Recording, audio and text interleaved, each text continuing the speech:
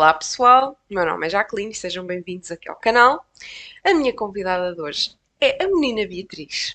Ela fazia conteúdo principalmente em inglês, tal como eu disse no vídeo da apresentação, mas agora está a tentar mudar para postar em português.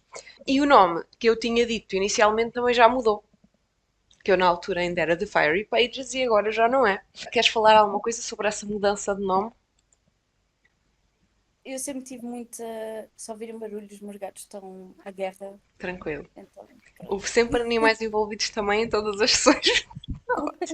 Eu sempre tive muito na dúvida do que fazer, se deveria continuar em inglês, porque a nível de engajamento acaba por ser sempre um bocadinho maior, porque abrange muitos Sim, países. Mas não sei, acho que com a minha mudança também de Inglaterra para para Portugal. Portugal, hum, quero tentar aproximar-me mais da comunidade portuguesa e, ao fim e ao cabo, é a minha língua, portanto, foi um Sim, bocadinho por aí. No entanto, vou manter o YouTube em inglês ok. e mas também é assim, no YouTube eu estou a fazer tipo um conteúdo um bocadinho mais diferente, de vez em quando jogo, Jogos, sim. hum, então é um bocadinho mais por aí. Mas pronto, acho que é isso. Yeah. Foi. Também já não estava a identificar-me com o nome que tinha, daí a mudança. Queria algo mais curto e mais fácil de Mais fácil de pronunciar, pronunciar. porque Pois eu muita lembro-me que tu gente disseste estava qualquer coisa sobre Fairy, isso. Fairy, né? Yeah. Então, Fairy. É o é o detergente Fairy, para a exato. louça. Exato. Então, mas pronto, foi mais por eu querer mudar do que por causa disso, não já tinha mudado há muito tempo. Mas, yeah, acho que é. Acho que foi isso. Acho que é o essencial, né? Em termos da tua experiência com a Sarah J. Maas e a Kotar, já leste esta série toda, não é? Não? Falta-te o último. Falta-me o último. Sim, o Eu estou. Accords of Silver Flames. Eu quero ler, mas eu estou com medo. Há de lá chegar. Tudo a seu tempo e sem pressas, que é mesmo assim. Há de lá chegar. Isso a mim, pelo menos, não é uma coisa que me faça preocupação ou diferença, porque acho que os livros às vezes chegam a nós quando têm que chegar e pronto. Não, não temos que nos forçar a ler, porque senão não vamos gostar. Yeah, exatamente. Mas acho que está para breve. Pronto. Também estás a participar neste projeto. Acho que é importante. Ok, É importante, ok. hein? Pronto, nós hoje vamos falar dos capítulos 21 a 25 do A Court of Thorns and Roses. Vamos continuar aqui com a nossa saga de análise dos capítulos. Pronto. Começando a contextualizar, no final do capítulo anterior e do episódio anterior, isto terminou com a aparição de uma personagem muito carismática, muito querida aqui da comunidade deste livro em específico, não é? Que ainda não nos foi apresentada e também não nos vai ser apresentada propriamente nos capítulos que vamos analisar hoje, porque é uma personagem que aparece e que vai ser um bocadinho misteriosa, vá. Mas pronto, vamos então começar a partir desse momento em que esta personagem apareceu e salvou a Feira de umas fadas que estavam ali a intimidá-la. Logo aqui, na primeira página do capítulo 21, logo no primeiro parágrafo, temos logo aqui este início, não é? Muito. Como é que eu ia dizer isto? Muito específico. A Feira, como eu já disse várias vezes, ela tem uma periquita doida. Ela tem uma periquita doida. Que ela olha para este moço e a aparência dele, que ela já tinha dito que era o homem mais bonito que ela alguma vez tinha visto, ela diz que tudo nesta pessoa estranha que ela vê ali irradia uma graça sensual e assim, um à vontade, vá. Ele é ali uma pessoa descontraída e pronto. Com isso ela percebeu imediatamente que ele era um efeito e então temos aqui finalmente a descrição da aparência dele. Cabelo preto curto, como penas de corvo, pele muito pálida, olhos azuis, tão profundos que parecia que eram violeta, e que os olhos dele estavam a brilhar de divertimento a olhar para ela, não é? Por um momento, ela fica ali um bocadinho, né? Ups, oi? Ah, e não diz nada, ah, mas ela própria também pensa que um simples obrigada era muito simples, muito pouco para o que ela sentia que ele tinha feito por ela, não é? Porque ele tinha acabado de a salvar. Lá está, mais uma vez, e ela já tinha referido isso, acho que anteriormente, ele não estava a usar uma máscara e, portanto, imediatamente ela percebe que por... E ele pergunta-lhe o que é que está uma mulher mortal a fazer ali na Fire Night, na Noite do Fogo. E mais uma vez, as expressões específicas que a Sarah J. Maas usa para descrever a personagem matam. É A muito bom. voz dele era como um ronronar amoroso. Basicamente, como um ronronar amoroso. Que envia arrepios na espinha dela, como se acariciasse cada músculo, osso e nervo. Mas aqui temos duas coisas a acontecer importantes. Nós já sabemos que as fadas, no geral, são muito mais poderosas que ela. Ponto. Mesmo as lower face, as fadas menores, são mais poderosas que ela porque ela é uma simples humana que não tem qualquer poder. O que faz da Feira poderosa é a astúcia dela e a força de vontade dela, não é? Em viver e em. Pronto. E aqui nós sabemos que esta pessoa a salvou, no entanto, ainda assim é uma pessoa desconhecida e a Feira, por mais bonita e etc. que ele seja, fica assim sempre na defensiva. É, ela já está atraída por ele. Esta mulher Epá, é a periquita doida. Ela tem a é a periquita periquita doida. poderosa. Pronto. Exato. Hashtag periquita. Esta é a periquita. Mas ela está ainda de pé atrás. Tanto que ela aqui, a primeiro impacto, não é? Perante esta pergunta, ela responde que os amigos é que a levaram. Ela não diz, tipo, E, não vai dizer que e está vamos com o à frase. Tamlin ou que está, tipo, a ficar na casa dele ou o que fosse, né? Aquela podia ter dito, eu agora vivo ali, por exemplo, ou uma coisa desse género. Não. Ela, tipo, mente, ela vai tentar mentir para se proteger, mas acho que para proteger mais a corte em si, não é? O Tamlin e Lucian e etc. Ao mesmo tempo que isto acontece, que esta conversa acontece, a música que se estava a ouvir dos tambores parece que está ali a aumentar, que se aproxima ali de um momento que ela não sabe o que é que está a passar. Está ali qualquer coisa que foi o que a atraiu para ali, para aquele local, né? Foi a música. E aquilo parece estar a levar a um crescendo qualquer. Mais uma vez ela distrai-se aqui mais um bocadinho, não é? A apreciar aqui as roupas do moço, todas pretas, finas, roupa fina, justas ao corpo, de forma que ela conseguia ver bem quão magnífico ele era. Olha, adorei a cabecinha, Eles são muito fofoqueiros. mas achei bem fofito, bem. Parecia mesmo que ele estava tipo, o que é que se passa aí? Ele continua a olhar para ti, ele está tipo, quem é? Quem é essa E porquê é que pessoa? estás a falar num ecrã? Pronto, e depois faz aqui o comentário, né? Era a forma da roupa dele e a forma dele se apresentar era como se ele fosse moldado da própria noite. Isto só por si já acaba por ser uma pista muito grande, não é? Da corte a que esta pessoa pertence, né? Eu acho que Eu acho que sim. a autora foi bastante óbvia na forma como escolheu aqui as palavras. Ele, não desistindo, pergunta-lhe quem são os teus amigos. Tanto que ele sorri, mas ela faz o comentário como se ele fosse um predador a avaliar a sua presa. E a Feira, lá está, imediatamente na defensiva, duas senhoras. Duas senhoras. E ele, os nomes delas.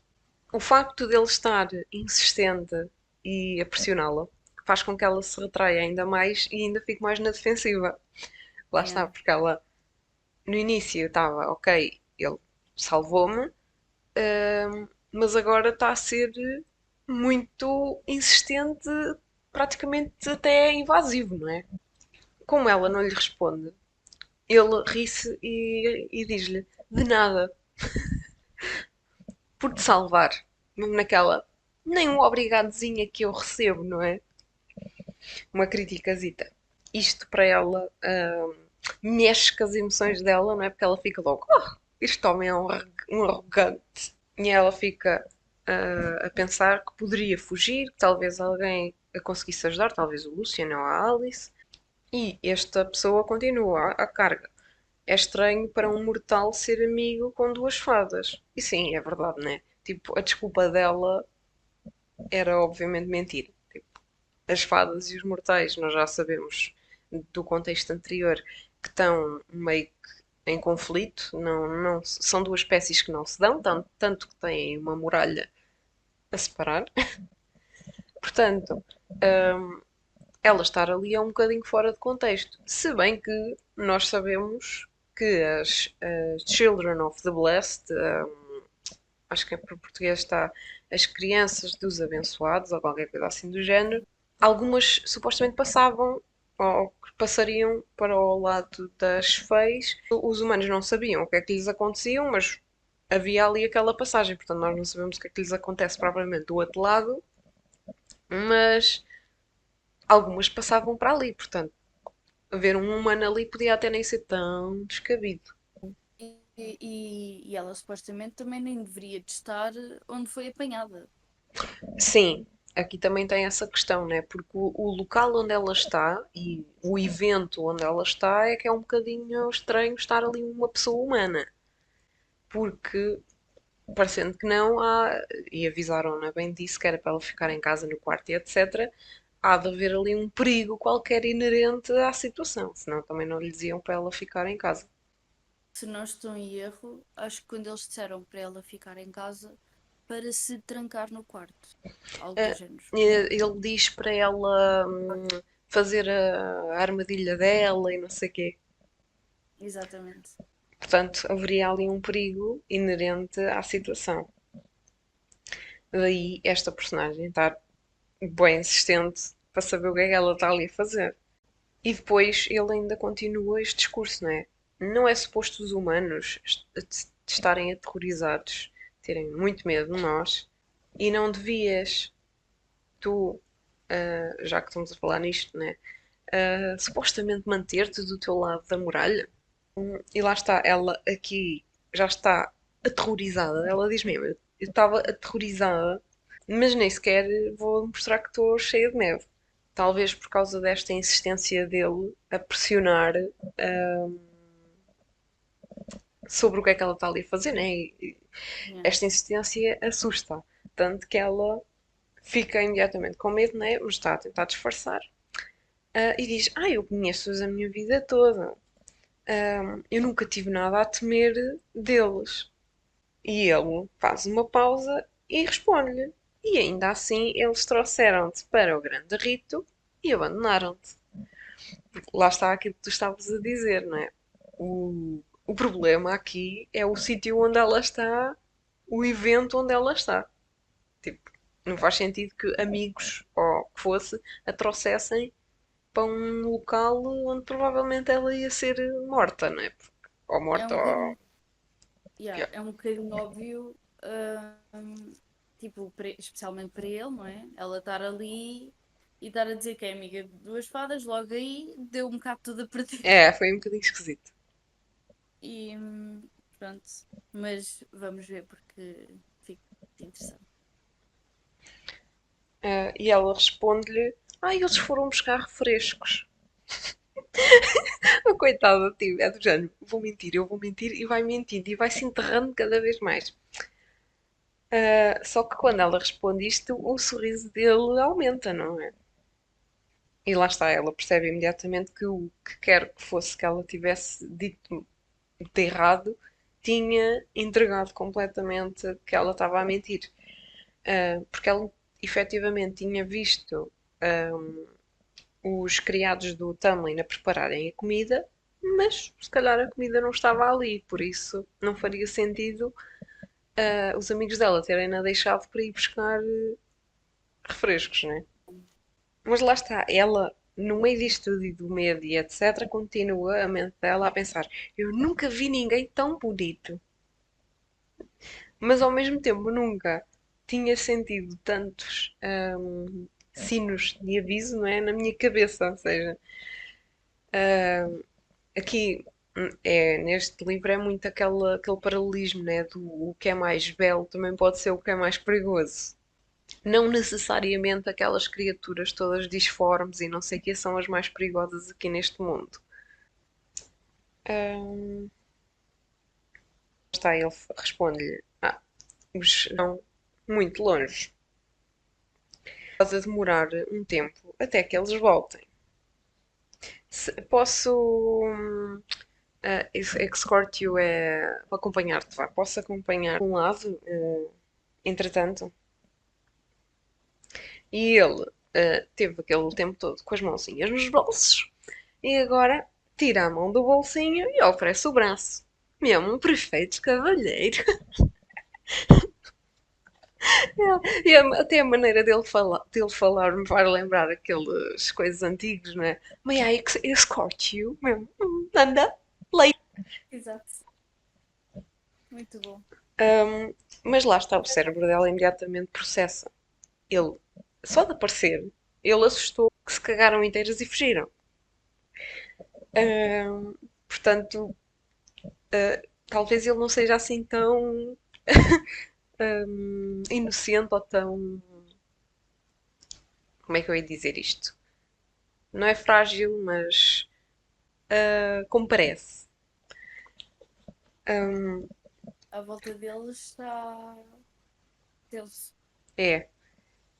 E, e ela responde que não, e ele responde-lhe, aproveita e ela percebe, pela maneira como ele olha para ela, que quando ele disse isto, na verdade estava a dizer que se ela quer ficar longe de problemas, devia estar muito, muito, muito, muito longe dele. E apesar de ela saber que poderia estar a arriscar ali qualquer coisa, ela ainda assim pergunta-lhe: então tu não és parte da corte da primavera? Quer dizer, ela já tinha constatado este facto, portanto, ela estar a perguntar isto não é bem aquilo que ela quer saber. Para saber de que corte é que ele faz parte. Exatamente. E possivelmente para saber de onde é que ele é tipo, a O que é que nível ele está ali a geográfico. fazer? E ele olha para ela com um sorriso preguiçoso e pergunta-lhe: eu pareço que sou parte da corte da primavera? E ele meio que ri para dentro e diz: não, eu não sou parte desta nobre corte da primavera. E nota-se logo por aqui que ele está tipo num tom de gozo. E ele diz: e ainda bem. E ele faz um gesto para a cara no sentido da referência à máscara, não é? Ou seja, ele tem noção do que é que aconteceu, que as fadas têm, da cor da primavera têm aquela máscara, e claramente está-lhe a dizer: ainda bem que eu não sou da cor da primavera, já viste eu ter aqui uma máscara na minha cara? Tipo, nunca mesmo tapar esta carinha laroca.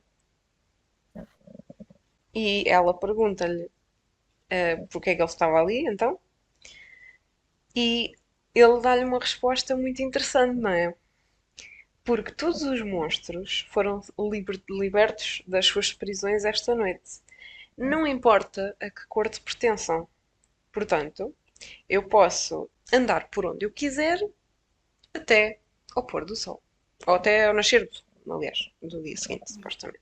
E a própria Feyre, ao ouvir esta resposta, pensa: mais enigmas e mais questões a ser respondidas. Já chega. É, e ele também não lhe vai dar mais nada. Não, ele não é tão fácil. Mas nós podemos aqui interpretar desta resposta, não é? Que ele se auto-intitulou um monstro para já. Ah, um dos monstros que por algum motivo estaria preso e que naquela noite foi libertado, provavelmente por causa desta celebração que está a ocorrer, não é? E ele depois diz-lhe, mais uma vez, aproveita o rito, mas com um sorriso frio e cruel. E ela volta para a clareira onde estava, sempre a pensar, não é, que teve que virar-lhe as costas, mas como ela está em modo quase fuga, ela até lhe vira as costas só para ir correr para o meio das pessoas para tentar perder-se dele, entre aspas, né? Exato. Aqui, nesta conversa entre os dois, hum, nós vemos que a Feyre é uma personagem que é bastante curiosa e como ela não tem qualquer tipo de contexto e qualquer tipo de informação específica sobre as cortes e sobre o que se passa ali no mundo das feias, ela está sempre muito curiosa sobre esses assuntos, não é? E às vezes há aquela expressão muito conhecida, não é? De a curiosidade matou o gato. É que ela parece que sabe que está num ambiente perigoso, mas parece que não quer saber. Ela é tipo, eu estou curiosa, portanto eu vou perguntar para vocês me dizerem o que é que está a passar. Não, tipo, hum, sem dar importância ao ambiente em que está. Sim, ela parece que perde um bocadinho. Ou melhor, ela não é que perca a noção do perigo, porque ela sente o perigo e sabe que é perigoso. Mas a curiosidade dela é maior do que isso. A cena é essa, é que ela sabe que é perigoso e sabe que as perguntas dela às vezes podem conduzir a uma situação ainda mais perigosa, mas ela é tão curiosa que ela mesmo assim tem aquele impulso e aquela coisa de perguntar. Ora, ela aqui afasta-se e aparece-lhe alguém que ela conhece ali no meio da multidão, que é o Lucian. O Lucian, quando a vê, fica imediatamente em pânico, o que é perfeitamente compreensível. Barraco. E ele fica logo: tu perdeste a cabeça. O que é que tu estás aqui a fazer? A expressão dele foi literalmente pálido que nem um fantasma. E ela fica aí meio: eu queria. Mas o Lucian diz ali uma asneira, não é? E, e chama-lhe idiota, humana, inútil e tola. E agarra, mete ao ombro e portanto dá-lhe aqui um ralhete, mas nós, perante tudo o que já foi dito e tudo o que tem vindo a ser revelado, sabemos que isto aqui também é sinal que ele ficou extremamente preocupado com o facto dela estar ali, não é? Portanto, já a tinham avisado que era perigoso, já lhe tinham dito para ela ficar no quarto. Ela aparece ali. Né, moça? Pronto, a viagem deles até à casa é um passito, porque ele vai ali com uma velocidade que não é humana. Ahm, e ele, assim que a mete no chão, aliás, ele atira para o chão lá no corredor da mansão e ele continua pálido e diz-lhe: Sua mortal estúpida, ele não te avisou para tu ficares no teu quarto? E ela ainda fica a tentar desculpar-se mesmo. Mas isso. E ele. Isto nem era a cerimónia. Pelo caldeirão. Se o Tam soubesse. Se o Tam te encontrasse ali. E ela nota logo que ele está mesmo em pânico. Mas ainda assim, ela não quer dar parte fraca. Né? Então ela continua. Porta. Então ela continua. Então, E então, qual é o problema? E ela própria faz aqui o comentário, né? Que ela se odiou sentir-se como uma criança desobediente. Mas no fundo era o que ela estava a ser, não é? E o Luciano diz-lhe: é o grande rito. E depois as expressões lá está que eles usam, como nós dizemos o oh meu Deus, eles que é o caldeirão, não é? Ele diz: Cauldron boil me, que o caldeirão me ferva. Já, aquela era uma ferve. Nunca ninguém te disse o que é que isto é. E efetivamente ninguém lhe disse. Ela perguntou ao Tamlin, e isto é recorrente ao longo deste livro. Muitas das vezes há coisas que efetivamente eles não podem dizer, mas isto ele podia ter dito. Só que ele ficou meio que envergonhado de dizer o que era. Porque, por causa do que implicava para ele próprio, o que é que ele próprio teria de fazer naquela noite, né? Dado que ele está agora lentamente, e depois de umas cenas dos episódios anteriores, deles lá no lago de Starlight, eles estão-se a aproximar. Portanto, poderia pôr em causa esta aproximação se ele lhe contasse o que é que ele ia ter que fazer naquela noite, né? No entanto, eu acho que seria importante da parte dele ter dado algum contexto, não é? Sabendo o feitio dela. E o Luciano então é que nos vai revelar o que é este evento, que ele diz: A Noite do Fogo é o início oficial da primavera em Prythian, assim como no mundo dos mortais. Aqui, as nossas colheitas dependem da, da magia que é regenerada na noite, naquela noite que é o Kalanmai, que já foi uma palavra que já foi usada anteriormente. E o Lucian continua, não é? Nós fazemos isto conduzindo o grande rito. Cada um dos 7 High Lords de Prythian performa nesta mesma noite, dado que a sua magia vem da terra e regressa a ela no fim. É um tomar e dar. Vá. Um levar e dar. E ela volta a perguntar: Mas o que é? Lá está a curiosidade. E o Luciano continua: Esta noite, o Tam vai permitir que magia grande, uma enorme e terrível magia, que entre no seu corpo.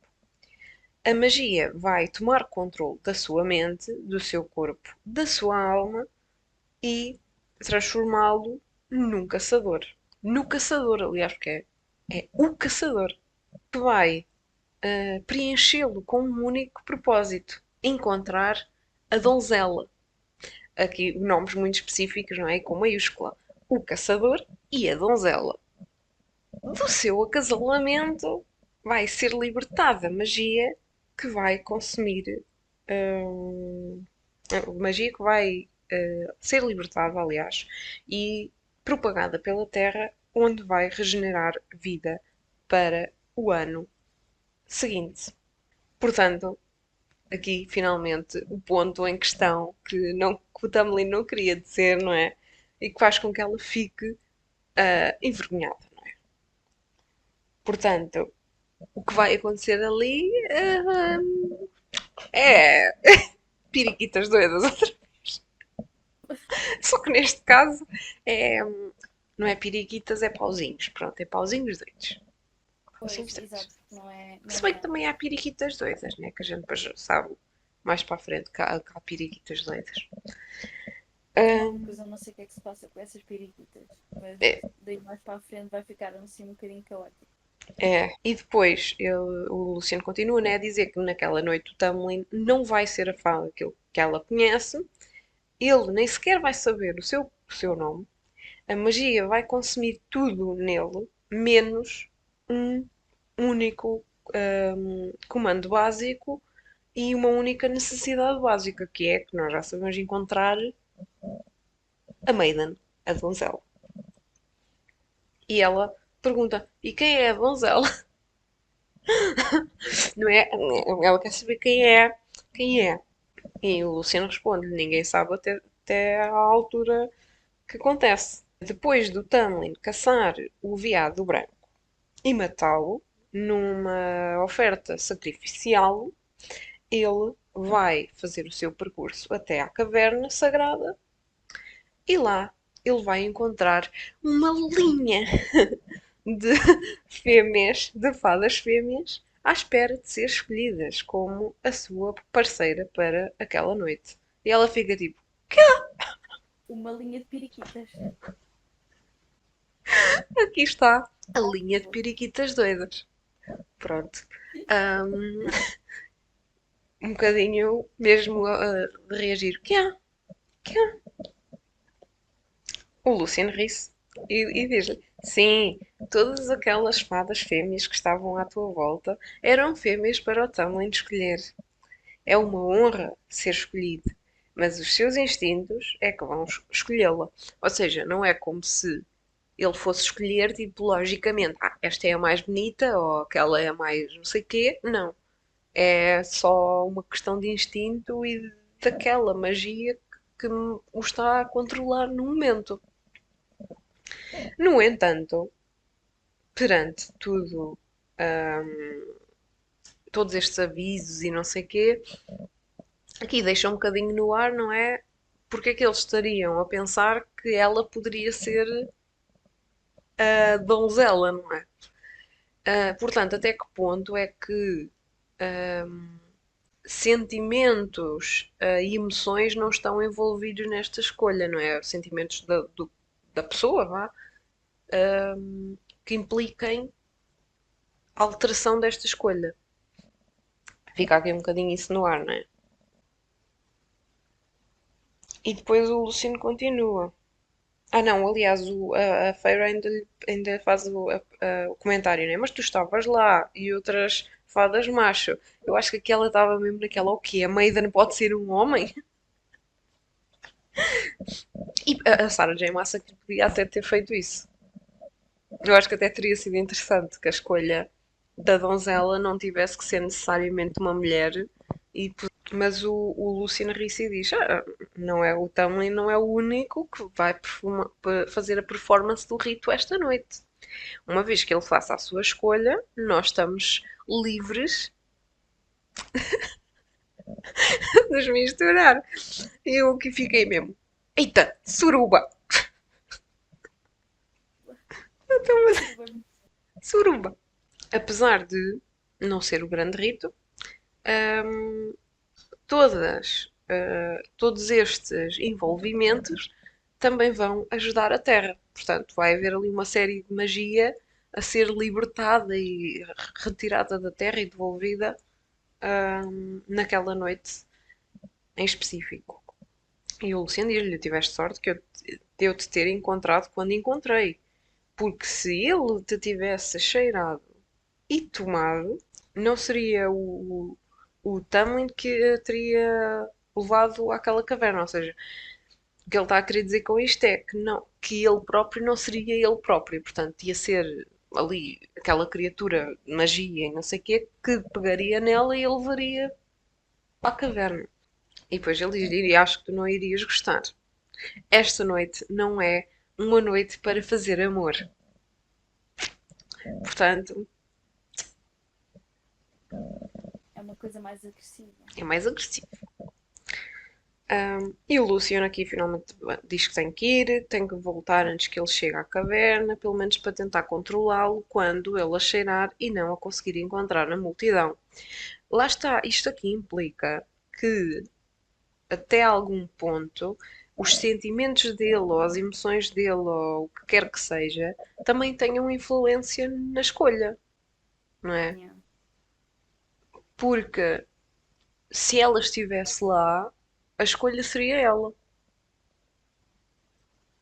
Portanto, até que ponto é que estes sentimentos e não sei o quê devem ter influência? Porque se a magia é que faz a escolha, tipo, ela não é poderosa, ela não tem magia. Portanto, não faz muito sentido que um ritual destes envolvesse uma pessoa sem magia. Nem que ela fosse escolher, porque se é preciso ser uma cena poderosa e mágica, Pois. Não faria sentido, tipo, ele sentir-se atraído por ela, sequer, porque supostamente ele não está a ser ele, está a ser a Sim, criatura. sim. Ou seja, a que sentido é que teria esta criatura escolher alguém sem magia para fazer um ritual que implica magia? Exato. Não faz sentido, né? Portanto, acho que até certo ponto eles devem manter algumas emoções e sentimentos e provavelmente alguma parte deles influencia aquela magia a escolher. Mas lá está. Toda esta conversa faz com que a Feyre fique ali meio que em conflito com ela mesma, não é? Porque ao mesmo tempo que ela tem noção do que é que ele vai fazer aquela noite com alguém, ela também pensa, perante tudo aquilo que acabou de ouvir, que alguma parte animalesca dele a quer. E aqui foi uma coisa que eu já falei também ao longo das sessões, que o Tamlin, no geral, eu acho que ele é mais animalesco e gere-se mais pelo lado animal dele do que pelo lado humano. Ele é menos lógico e age mais por instintos e o que se associa mais a um animal do que a um humano. E sim, faz sentido pensar então por esse lado, sim, uma parte bestial dele, uma parte monstruosa dele, a queira, não é? E o Luciano depois dá-lhe mais uma vez o mesmo aviso que o Tamlin avisou não sei quantas vezes. Fica no teu quarto, Para o baralho. fica no teu quarto. Não importa quem venha bater à porta. Agora aqui é que o Luciano diz, mantém a porta trancada e não saias até amanhecer. Só que ela vai ficar no quarto até amanhecer. Teimosa como ela é. Pois, é um problema. Entretanto, ela meio que dormitou ali, mas despertou quando os tambores pararam. E que ela sentiu ali um silêncio na casa, não é? Que faz com que ela fique ali meio que a sentir que houve ali uma onda mágica que passou, não é? E obviamente ela pensou imediatamente na fonte dessa onda mágica, ficou um bocadinho envergonhada, com o coração apertadito, olhou para o relógio, passava das 2 da manhã e pensa: bem, ele certamente levou o seu tempo com o ritual. O que quer dizer que provavelmente a rapariga era bonita e charmosa e apelou aos seus instintos. Eu aqui a ler isto só pensei: ciúmes, menina, ciúmes. Epá, é que se fosse do Lucian, ainda vá que não vá. Agora, ciúmes do Tamlin. Eu nunca gostei dele. Mas pronto, sabes que a Feira está encantada. E eu acho que grande parte, lá está, deste encantamento e desta paixão, porque isto para mim é mais, acima de tudo, é paixão, eu acho que está ligado ao facto de ele ser a primeira pessoa que, apesar de a ter prisioneira, é a pessoa que a liberta dos seus deveres, dos seus fardos, e ele é que está a tomar conta dela. É a primeira pessoa que está a tomar conta dela. Porque ela até aqui, Ela é que sempre, tomava conta da família. dela própria e da família. Yeah. E eu acho que isso pesa muito no relacionamento deles. E depois ela fica ali a pensar naquilo, né? Que pensa que a rapariga teria ficado feliz de ter sido escolhida, provavelmente. Até porque ela tinha ido ali, né? De livre vontade. E, acima de tudo, o Tamlin era um High Lord. E isso era uma grande honra. E eu suponho que o Tamlin seja bonito. Terrivelmente bonito. Apesar dela não conseguir ver a parte de cima da sua cara, por causa da máscara, os seus olhos eram bonitos, a sua boca lindamente curvada e cheia, e então havia o seu corpo, não é? Que era, mais uma vez, a periquita doida. O pai, ela é bem engraçado. E ela olha para a porta e nós aqui temos então a percepção que ela fez efetivamente a armadilha. Ela aqui até seguiu mais ou menos as indicações. Ela fechou a porta e fez a armadilhazinha dela. Mas depois ela pensa imediatamente que isto era ridículo, né? E foi fazer a estupidez da vida dela, não é? Desarmar a armadilha, destrancar a porta, ir para o corredor, pensando que feriado ridículo, absurdo.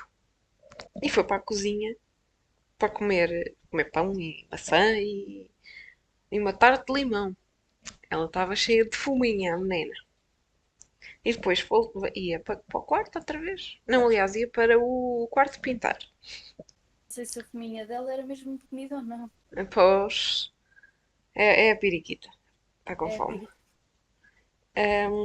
E ela, pronto, está a ir ali à meia da noite, né? Ainda está escuro. Está o luar e não sei o que. E ela vai nos corredores quando vê uma figura masculina alta a aparecer à sua frente.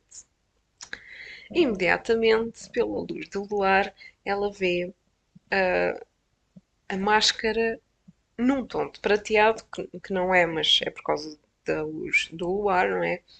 E o cabelo dourado, solto e coroado com ali umas folhitas, tipo, todo a brilhar. E ele pergunta-lhe: vais a algum lado? E ela, pronto, obviamente aquela pessoa é o Tamlin, e a sua voz não estava completamente deste mundo. Lá está, porque naquela noite, não é? Ele está a incorporar aquela magia. E ela diz que foi para um snack. Foi buscar um snack. E depois temos aqui esta descrição a seguir que eu acho até bastante interessante, que ele estava todo pintado com linhas em formas assim espirais e coisas assim de azul, mas que tinha a pintura assim desbotada, vá, ou meio que quando estamos com uma maquilhagem, né, e se passa a mão e fica ali marcado, ela por isso percebeu onde é que lhe tinham tocado e tentou não reparar que aquilo ia ali a descer, não é? E ele, nesse momento, agarra e encosta contra a parede, que ela até deixa cair a bolacha que tinha na mão, e ele agarra-lhe os pulsos e diz-lhe: eu cheirei-te, procurei por ti e tu não estavas lá. Portanto, mais uma vez, aquilo que nós estávamos a dizer, não é? Que a magia não poderia, talvez não fosse só magia, também envolvesse alguma coisa, parte da emoção da pessoa que estava lá, né? Porque lá está, não faz sentido. Ela diz que ele fede a magia, porque nós temos aquela noção que ela se sente um cheiro meio que metálico sempre que a magia é usada, e portanto ele deve estar a cheirar a metal, supõe-se. E que ela olha para os olhos dele e vê o poder remanescente lá, nada de bondade, nada do humor seco e as reprimendas gentis, que o Tamlin, que ela conhece habitualmente, não estava lá. E eu aqui fiquei naquela, ok, não é que o Tamlin, que ela conhece habitualmente, não estivesse lá porque ele reconheceu-a, ele falou com ela, tipo, parte dele está lá. Talvez não seja bem as partes que ela goste. E ela pede-lhe pela a soltar e ele não, obviamente não vai fazer isso. E ainda diz: tu deixaste-me doido. E rosnou. E depois disse: eu procurei por ti e tu não estavas lá.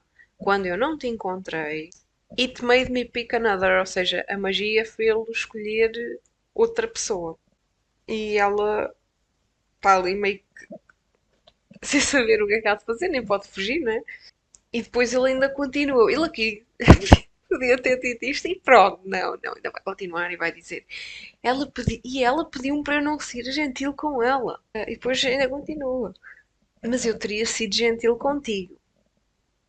Portanto, Mais uma vez a cena, não é? Ah, sim, pode ficar essa a dúvida, não é? Será que seria? Mas também fica aquela dúvida de então, pera lá, ele mantém uma consciência. Ele tem esse raciocínio, não é? Ela pediu-me para não ser gentil com ela, mas eu teria sido gentil contigo. Se ela lá tivesse ficado, será que ele seria gentil com ela? E depois ele continua, não é? A provocá-la, claramente, a dizer que a teria feito gemer o seu nome e que teria demorado muito, muito tempo. E ele no meio disto tudo estava com as garras dele espetadas na parede. Que é uma coisa que também já se foi falando aqui ao longo dos capítulos, que ele não consegue controlar muito bem estas garras que de vez em quando. Tanto que ele tira-as agora, neste momento, liberta-as da parede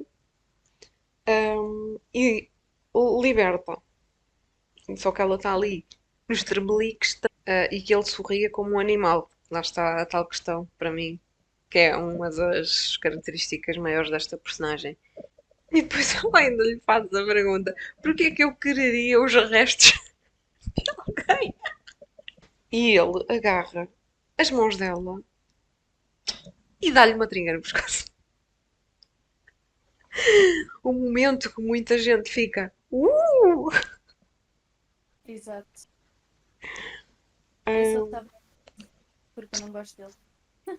é assim, eu não me apaixonei por ele, como se calhar muita gente ao ler este livro.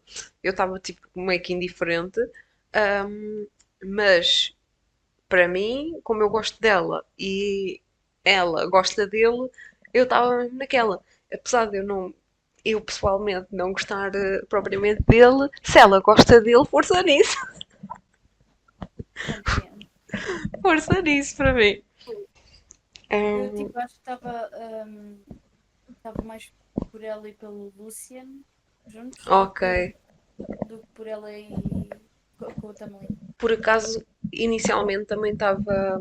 Também pensei nisso. Pensei que talvez, no meio desta história toda, uh, a reviravolta fosse que no final ela não fosse voltar-se para o Tamlin, mas mais para o Lucien. E pronto, ele lá está, mordeu-lhe o pescoço, mais uma vez a cena dele ser mais animal que humano, porque morder o pescoço, né? E lá está, estão ali num momento de tensão entre os dois, que mais uma vez para mim é claramente a demonstração de que grande parte do que os une é aquela paixão fogosa que eles têm. E depois de a morderem da lambe, não sei o quê, não sei o que mais. E ela está ali tipo toda em turbilhão. E ele afasta-se e ainda lhe diz: nunca mais me desobedeças outra vez. Lá está. O problema dele de eu quero, posso e mando. E ela, como boa pessoa que é, né, responde-lhe: não me digas o que é que eu posso fazer. Não me digas o que fazer, aliás. E não me mordas como um monstro selvagem. Mas claro, ela está aqui a dizer isto tudo e a fazer isto tudo é tipo meio que a desafiá-lo, porque depois logo a seguir nós sabemos pelos pensamentos dela que na verdade ela está ali tontinha e quer que ele faça isso em todo o lado. Eu juro, epá, eu às vezes não entendo a Farah. É a É periquita. periquita. A Pois periquita não é a dela. Farah, é a periquita dela. A Eu periquita dela. esqueço-me desse pormenor. Exato. A periquita dela é descontrolada. E depois ele aqui, apesar de lá estar, nós sabemos que ele está com aquela magia e não sei o quê, ele rosna, frustrado e não sei o quê, mas vai-se embora, pronto, afasta-se.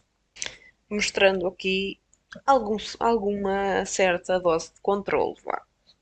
Então, capítulo 22. Um, Pronto, nós tivemos esta cena toda na noite anterior. Ela vai para o almoço, que é a única refeição que eles fazem, era o almoço ou o jantar, agora também já não sei. E ela decide ir a mostrar a marca da mordida em tom de desafio, não é? É o almoço que eu lembro-me. Pronto. Ahm, Ela chega lá, não é? Mostra a mostrar aquilo e eles os dois ficam ali meio que sem saber como é que há de reagir. Que ela está ali toda animada até e diz boa tarde, toda animada e não sei o quê. E o Luciano ainda faz o comentário, não é? Dormiste bem? E ela responde como um bebê. E ainda lhe pergunta, e depois é que ele lhe pergunta o que é essa marca, né? O que é essa ferida? E ela aponta o garfo para o Tamo e diz-lhe: pergunta-lhe a ele é que fez. E é ele é que tem que se justificar. Hum, e o Luciano ainda, inocentemente, não é óbvio, lhe pergunta: porquê que a feira tem uma marca no pescoço feita por ti? E o Tamlin ainda responde, né? Porque eu a mordi. Encontrámos-nos no corredor depois do rito. Lá está. Apesar dos avisos todos e não sei o que, ela saiu e aconteceu o que aconteceu. Ela tem um desejo de morte. É, tem um desejo de morte.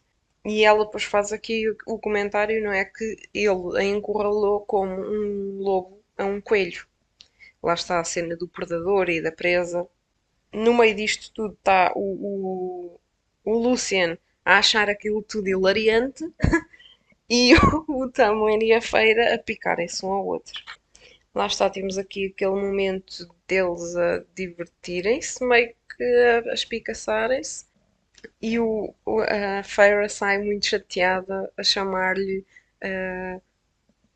Fairy Pig, porco, fada porco, ou seu porco, vá, independentemente de tudo.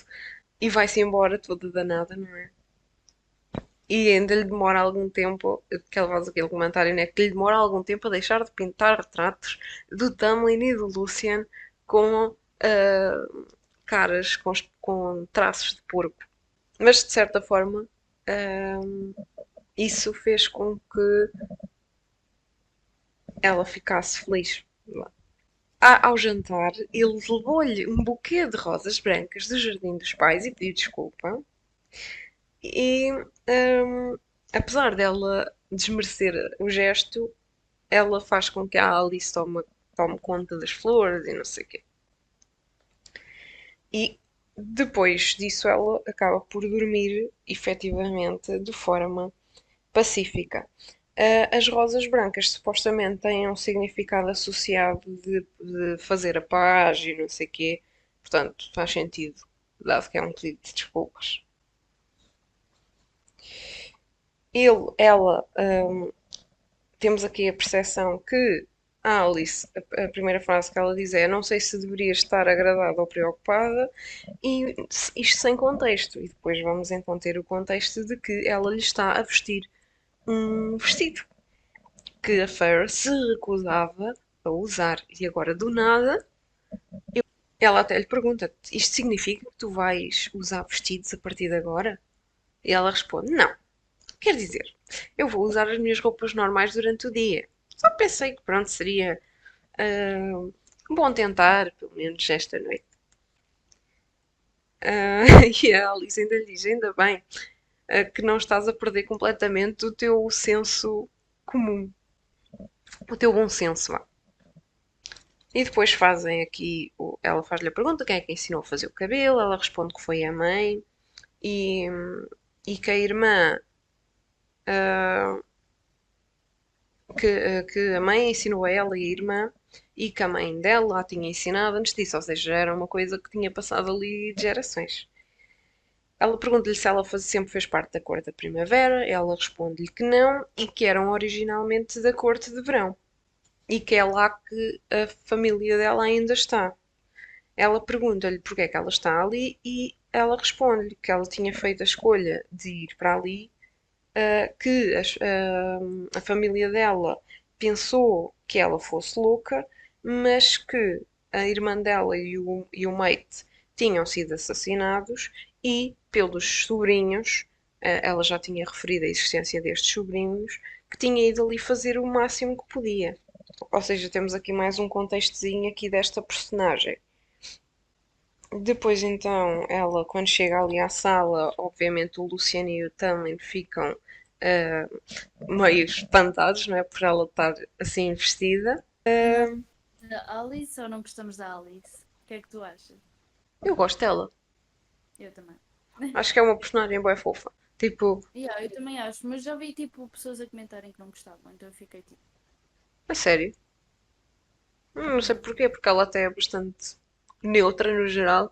Vá, para mim ela até foi uma ajuda para a Feyre, no sentido em que logo inicialmente lhe disse como é que ela deveria agir para com os outros, e principalmente para com o Lucian. Portanto, acho que ela é uma personagem boa. Pronto, ela aparece ali de vestido e eles ficam logo, uou. E o Lucian arranja logo alguma coisa para fazer. Ele é uma pessoa muito ocupada, ele não pode estar ali, não é? Obviamente, para os deixar sozinhos.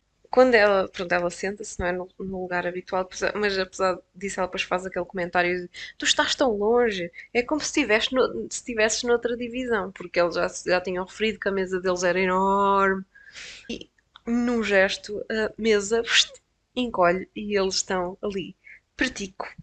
Eu gostei bué desta parte. É. Ela até faz, tipo, assusta-se, né? Mas ri-se e ele pergunta-lhe melhor. E ela pergunta-lhe para onde é que a mesa foi, não é? A inocência. Para onde é que ela foi? E ele explica-lhe que fica meio que num entre, como um armário entre as divisões do mundo. O que é uma coisa interessante, não é? Ela depois pergunta-lhe se ele ter usado magia se o deixa cansado. E ele explica-lhe que, alguns no tempo, aquilo foi fácil, mas que agora que é preciso alguma concentração. Por causa de tudo o que nós sabemos sobre esta praga que está ali a existir. E depois ela diz, né? Podíamos só ter nos sentado mais perto um do outro. Yeah. E ele te diz: perdi a chance de me exibir a uma rapariga bonita. Nunca. Pela primeira vez, acho que as pessoas também desmerecem um bocadinho, talvez, esta parte do livro em específico, não é? Porque temos o comentário inicial dele, que é o elogio do tu tens o cabelo limpo, e acho que as pessoas também, por causa de tudo o que está inerente a esta personagem, esquecem-se um bocadinho às vezes das coisas que ele faz de bom, depois, mais tarde, e esta parte, por exemplo, é completamente ignorada na maior parte das opiniões que eu vejo. Ele efetivamente aqui está a elogiá-la e efetivamente está-lhe a dizer que ela é uma rapariga bonita e que está bonita, tanto que ele reforça mesmo. Tu estás bonita e eu falo a sério, tipo, eu quero mesmo dizer isso. Se calhar também só está a mencionar isso porque ela está de vestido da corte dele. Sim, pode ser.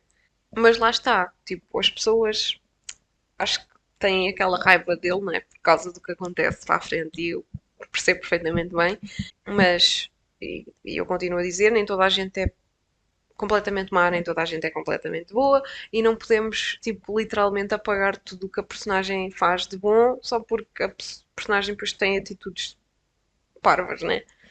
E nós sabemos que ela tem problemas de segurança e de autoconfiança e o facto de ela ter vestido um vestido para se tentar sentir mais bonita e dele validar essa beleza, independentemente de ser por causa dela estar de vestido e da corte, etc., isto tem um impacto nela. Sim, isso é verdade.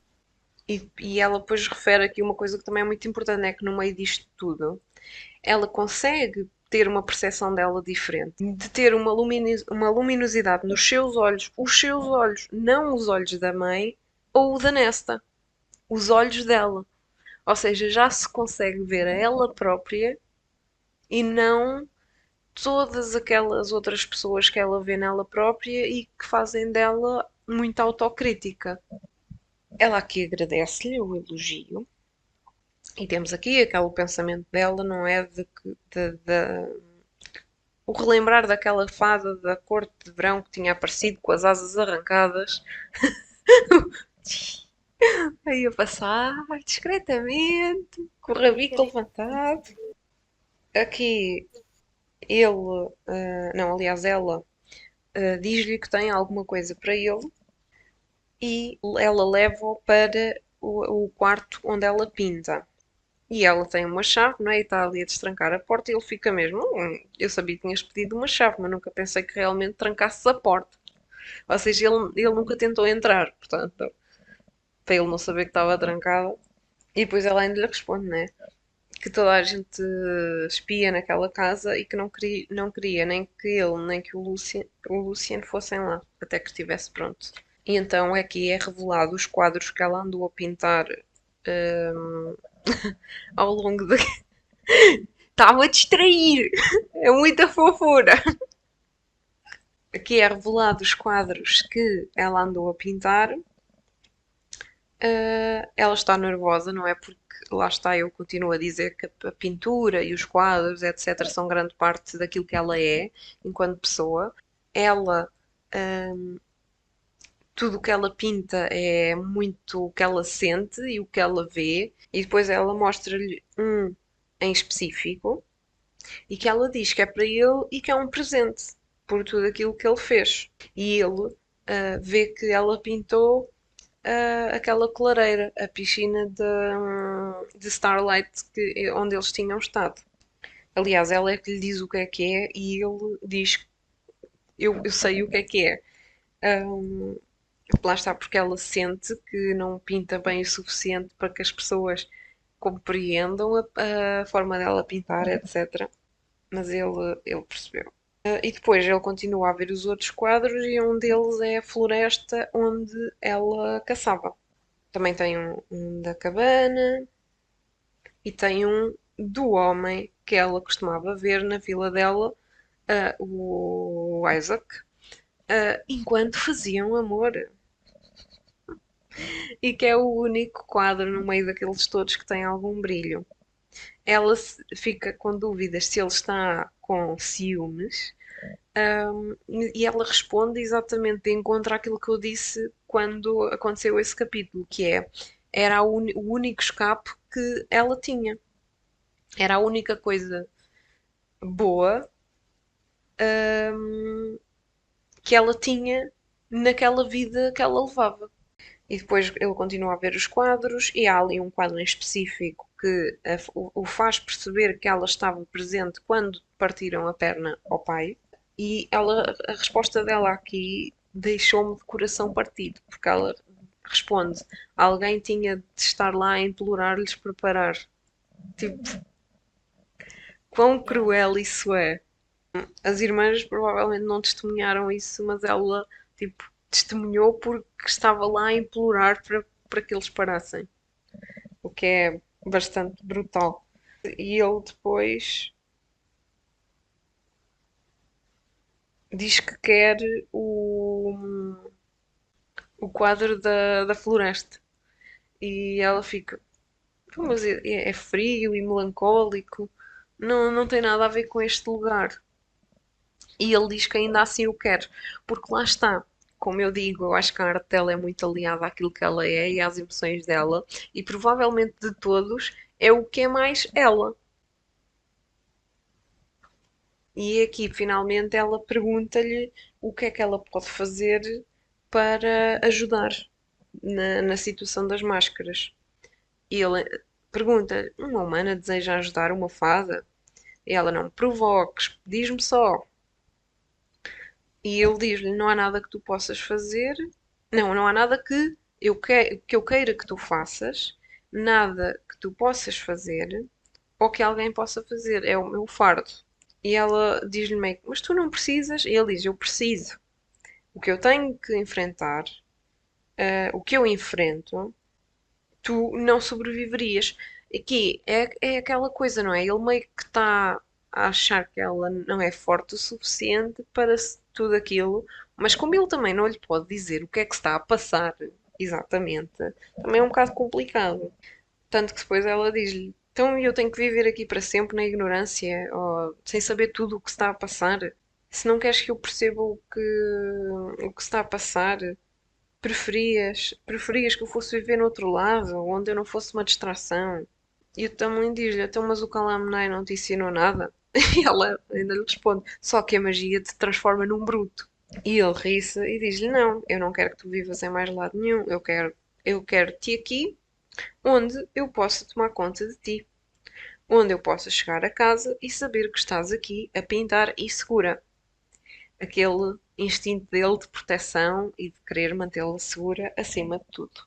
E mais uma vez, lá está, aqui nesta secção e nesta conversa, eu acho que voltam a reforçar aquilo que os torna semelhantes e também depois aqui a questão do que é que o atrai para ela, porque ele fala que tinha muitas amantes, mas que elas nunca compreendiam o que é que era para ele ter que tomar conta do povo dele e da terra, etc. E ela percebe isso, porque ela teve que fazer sacrifícios e teve que tomar conta da família dela. Então, isso eles têm em comum e aquele quadro em específico fala-o lembrar-se disso. Que ele não está sozinho, que há mais pessoas como ele que têm um fardo pesado e etc. E depois temos a frase final deste capítulo que é: eu não tranquei o quarto essa noite. Isto pode ter duas interpretações, né? Das duas, uma. Ela está a aceitá-lo ou hum, pelo menos ela está a confiar nele o suficiente para deixar a porta destrancada, ou seja, sabe que ele não lhe vai fazer mal. Capítulo 23 começa aqui com. Eles estão outra vez ali num jardim, pelo menos, ou nem sei se estão naquela mesma clareira onde estavam no início. Acho que. Ah, não. Diz aqui que não. Estão num sítio pacífico e bonito e não sei o quê, mas não é aquela clareira da, do lago. O Lucian está a tentar dar-lhes alguma privacidade, vá. E estão ali numa preguiça e o Tamlin diz-lhe que o Salgueiro, que a música do Salgueiro o deixa sonolento. E ela fica, o quê do quê? E ele aponta para o Salgueiro e diz-lhe que o Salgueiro canta.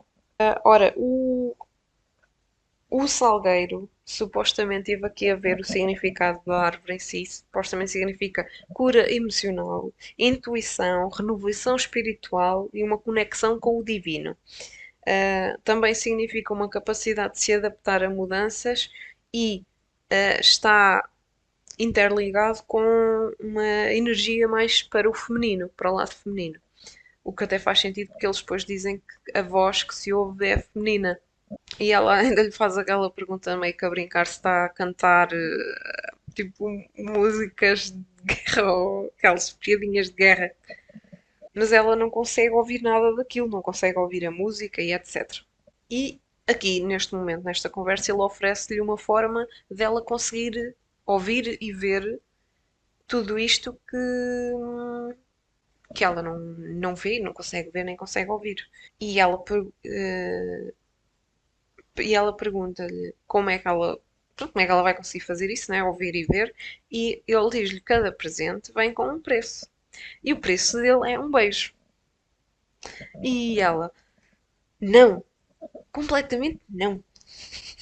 Claro que isto aqui para ele foi uma desculpa, completamente uma desculpa para aquilo que nós sabemos que na verdade ele já tinha vontade de fazer e pronto. E depois ela diz-lhe, então, mas não achas que eu estou em desvantagem por não conseguir ver isto tudo? E ele responde-lhe: eu sou um dos Aifei, nós não damos nada sem ganharmos nada em troca. Isto aqui é importante também, né? É uma dica de que os Aifei são assim, não é? Que só dão alguma coisa se receberem alguma coisa em troca. E para surpresa dela, ela responde: ok, tudo bem, eu aceito. Ele diz-lhe para ela fechar os olhos, ela obedece. Ahm, e ele dá-lhe um beijo em cada pálpebra. Yeah, eu lembro-me que lembrei-me porque também estava aqui a ver as minhas anotações. Fiquei tão chateada nesta cena. Eu Porquê? tipo, não, não faças isso, idiota. Mas Porquê? pronto, Por porque ela lá está. aceitar. Ah, ok. Yeah. Eu pensei que fosse porque pensasses que ia acontecer alguma cena de mal ou assim. por Não. causa disto, né, em específico, de ela ganhar Não. a visão. Não. E pronto, imediatamente assim que ele lhe dá esses beijos, ela começa efetivamente a ouvir mais. O cantar dos pássaros parecia uma orquestra e que ela nunca tinha ouvido tantas camadas de música, tantas variações e etc. Que havia uma melodia etérea, lá está, uma mulher melancólica, que era a árvore, não é? Que está ali a cantar esta voz feminina que se está a ouvir. E que ela fica completamente soberbada novamente com tudo que ela vê e ouve. Yeah. E que lá está tudo, era magia. E que quando ela olha para o Tamlin, que até sente o coração quebrar, porque era o Tamlin, mas ao mesmo tempo não era. Era mais o Tamlin dos sonhos dela. Ou seja, ele já era bonito e não sei quê, mas ali naquele momento ela olha para ele e vê uma criatura que realmente é mais do que o habitual. Que a pele dele brilhava reluzia com um brilho dourado, hum, e que em volta da sua cabeça brilhava com um raio de sol. E que os seus olhos não eram apenas verdes e dourados, mas uma combinação de tons que ela nunca imaginou. Que aquilo que realmente era um High Lord de Prithian, devastantemente bonito e cativante e poderoso, para além daquilo que se podia acreditar. E que ela, por causa disso, deste momento, ela sente-se tentada a tentar tirar-lhe a máscara e vai com as mãos à máscara dele para tentar tirar, mas pronto, percebe-se imediatamente que efetivamente aquilo não sai. E de repente aquilo meio que desaparece, né? Volta tipo ao normal, pelo menos a aparência dele. E ela até lhe pergunta porquê, e ele disse que repôs o seu glamour, o seu encantamento nele próprio, para parecer normal. Ou o mais normal que poderia parecer com a máscara. E ele fala aqui aquela referência, né, que ele não poderia esconder o que se estava a tornar para os irmãos e para as outras pessoas. E, portanto, ele tenta esconder ali um bocadinho, de certa forma, o seu poder usando este encantamento. E depois ela faz aqui a pergunta inocente, não é? Se alguém não o pode ajudar, mesmo que seja alguém de outra corte. Ele responde: peço desculpa por desapontar. E que ela só quer saber como é que ele é. Ela quer saber como é que ele é. Ou é inocente, né? E depois ele pergunta-lhe como é que ela acha que ele é e ela faz-lhe ali toda uma descrição de como é que para ela ele lhe parece. E agora, finalmente, ele faz-lhe a pergunta, né? Então, e a tua parte do acordo? E ela, o quê? E ele, então, o beijo. E ela agarra a mão dele e dá-lhe um beijo nas costas da mão. E ainda lhe diz, né? Aqui está o teu beijo. E ele ri-se e que houve ele a chamá-la, não é? A fazer meio que o nome dela em forma de pergunta. Mas ela está ali a sentir-se sonolenta, porque agora já ouve a música, portanto, lá está os efeitos meio que fazem-nos relaxar e adormecer. Ele diz-lhe que devia levá-la para casa, mas eles ficam ali mais um tempico a relaxar. E que aquilo para ela foi quase como um sonho, portanto, ela está ali num momento muito calma, está a relaxar, que é uma coisa que efetivamente nós sabemos que ela tem muito pouco disto na vida dela. E as palavras dele a seguir são muito específicas, né? Tu és exatamente como eu sonhei que tu serias também. Ou seja, ela não está propriamente consciente ou completamente consciente quando ele diz estas palavras, mas aqui podem-se tirar várias coisas, não é? Ela via-o mais bonito, entre aspas, nos sonhos dela. Ahm, mas aqui, eu não sei se ele está a falar literalmente dos sonhos, sonhos, sonhos. Eu acho que ele está a falar mais de ela ser como a expectativa que ele tem daquilo que seria o que ela representa para ele e para o povo dele. Exato. Capítulo 24.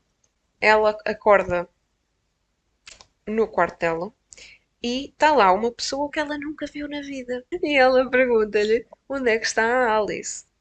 E a rapariga vira-se para ela e pergunta-lhe o quê? A máscara de pássaro dela era-lhe familiar. Mas ela não se lembrava de nenhuma fada com uma pele como aquelas. Aparecia tipo madeira ou meio que parte de uma árvore. Até porque se ela tivesse reparado, ela já teria pintado. E ela ainda volta a perguntar, então Alice, não está bem? E ela pergunta-lhe, mas tu estás passadinha? Tu estás bem? E ela responde, eu sou a Alice. E é aí que ela fica tipo, ok, é impossível. A Alice que eu conheci não tem nada a ver, tipo, claro que ela aqui demora um bocadinho a processar que perdeu o filtro. Yeah. E fica muito espantada por ele realmente se ter importado em fazer um glamour a tudo. Mas pronto, fazia parte, né? Para não a assustar. Yeah. E ela própria faz essa constatação, não é que tudo aquilo foi para não a assustar. Depois achei curioso que quando ela chega lá à sala de jantar, ela olha para o Lucian e o Lucian parece exatamente com o Lucian. Aqui, isto pode também ter duas interpretações, não é? Ele está consciente do que aconteceu e fez um glamour nele próprio para se esconder, ou ele efetivamente nunca tentou esconder aquilo que é. Yeah, exatamente. Temos essas duas interpretações, não é? Que podemos tirar daqui. E ela está boa, tipo, meio que assustada, não é? Ou meio que assoberbada com o que está a passar, tanto que ele que até lhe pergunta o que é que está a passar e ela está tipo, mas estão aqui tantas fadas, estão aqui. Lá está, ela neste momento começa a ver tipo todas aquelas criaturas com outros olhos, todas aquelas pessoas, aqueles criados, tudo. E tem consciência de que eles estiveram ali o tempo todo, o que é um bocadinho assustador, não é? Porque ela nunca os viu, nunca os ouviu e estavam ali o tempo todo. E depois ela ainda lhe faz aquela. Começa a fazer pergunta porque ela nem chega a perguntar, né? Que quando ela foi atrás da Puca, que tinha pessoas a vê-la. Eu aqui só pensei, ok, então, mas todos. Havia pessoas que a viram, se calhar foi por isso que o Tamlin apareceu, não é? Porque se calhar alguém o avisou. Mas também podiam eles próprios tê-la tentado impedir, não? Digo, pergunto-me. Mas ela andava não ia contra eles? Pois, não porque eles deviam desviar-se, não sei o que, né? Porque eles viam, não? Ela é que não os via. Sim, mas Eles são não há mais nenhum rápidos, portanto não é uniforme. impossível. Mas, yeah, é aquela coisa. Mas depois ela diz, então, mas eu conseguia ver o Naga, e o Puka, e a Suriel, e aquelas fadas, e aquela fada que as asas foram arrancadas. Porque é que a magia não se aplicou a eles? E o também diz que não se aplicou porque eles não eram parte da corte dela. Lá está, e eu que acho que uma coisa que eu disse no episódio anterior se aplica aqui também. Ou melhor, isto vai de encontro àquilo que eu disse, que naquela cena do Kalan Mai, quando ela chega lá inicialmente e parece que ninguém a vê, é porque ela originalmente só está a ver fadas da corte da primavera e ele tinha-lhe dito que se ela não falasse com ninguém, que ninguém ia reparar nela. Tanto que as fadas que a abordam são fadas que não são da corte da primavera. Ou seja, fadas que o glamour dele não fez efeito. Depois aqui o Tamlin conta ao Lucien. Lá está, aqui nesta parte nós temos noção que o Tamlin efetivamente conta tudo ao Lucien, portanto lá está, o Lucien tinha consciência que ela já tinha perdido aquela magia antes dela chegar, daí eu estar a questionar-me se efetivamente ele se parecia com o que ele realmente era ou se ele tinha feito o glamour à mesma para se esconder. E aqui o Lucien faz aquela piadinha, não é? De se lhe oferecesse a lua numa corda, se ela também lhe oferecia um beijo. E eu também.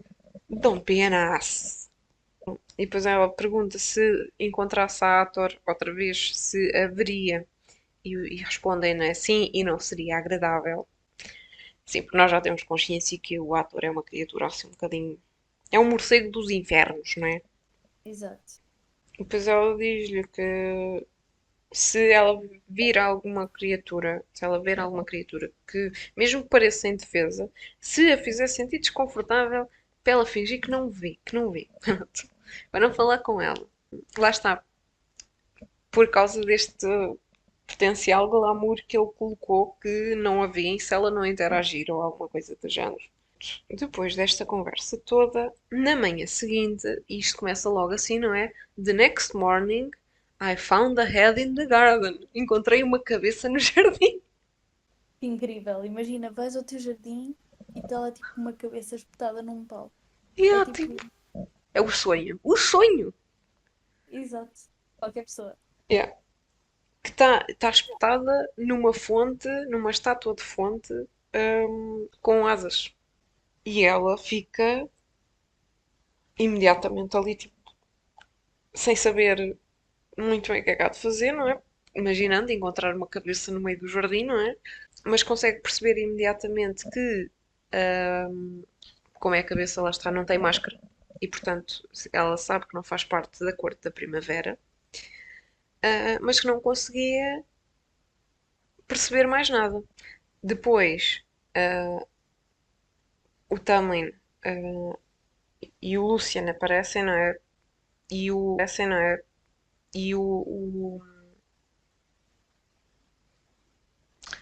que também não é da corte do outono, porque não o reconhece de todo. Portanto, nós temos logo a noção, não é? Não é da corte da primavera, não é da corte do outono, e o Tamlin diz que pessoa com quem ele tenha tido contacto dentro das outras cortes. E depois, após análise, o Lucian diz que eles tinham marcado aquela cabeça atrás da orelha com um símbolo, uma montanha com 3 estrelas. E o Tamlin imediatamente diz, mas assim baixinho, não é? A corte da noite. Portanto, ela faz aqui o raciocínio, não é? A noite, a corte da noite é a corte mais acima, uma terra de escuridão e estrelas. E ela pergunta porque é que eles fariam isto. E o Tamlin responde: a corte da noite faz o que quer. Eles vivem pelas suas próprias regras. E o Luciano ainda acrescenta: eles são todos assassinos sádicos. Um bocadinho abrangente demais, talvez, não é? Tipo, isso é quase racista, não é? Ou quase xenófobo da parte dele. E depois acrescenta, não é? Que eles se deliciam em torturar toda a gente e que achariam aquele tipo de situação divertida. E ela, Ei, yeah. eu não posso dizer que senão vou dar spoiler. Então, Só ia dizer que tipo, podes não dizer, é assim. podes dizer, tipo, não é assim que parece, né? Não é Yeah. assim que parece. Sim, mas isto é como tudo. Aqui neste livro acho que é muito aquilo que cada um sabe e aquilo que cada um pensa face ao que é realmente, ao que é verdadeiramente. Yeah, mas eu acho que o Tumblr é bué dramático. Sim, E o Luciano também. Mas acho o Tumblr ainda mais tipo dramático e muito, muito bebezinho.